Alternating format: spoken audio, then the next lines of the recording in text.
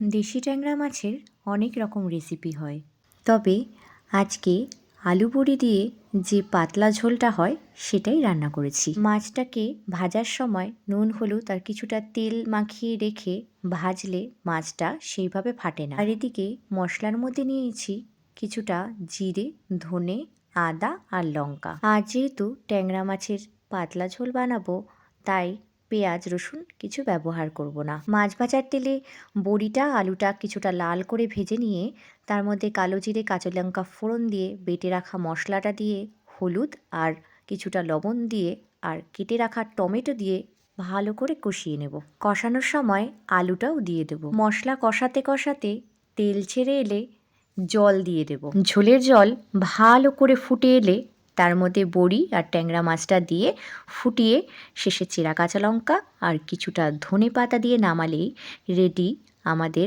দারুণ স্বাদের ট্যাংরা মাছ। এই রেসিপিটা আমার ঠাকুমার থেকে দেখে শেখা। করে দেখো, অবশ্যই ভালো লাগবে।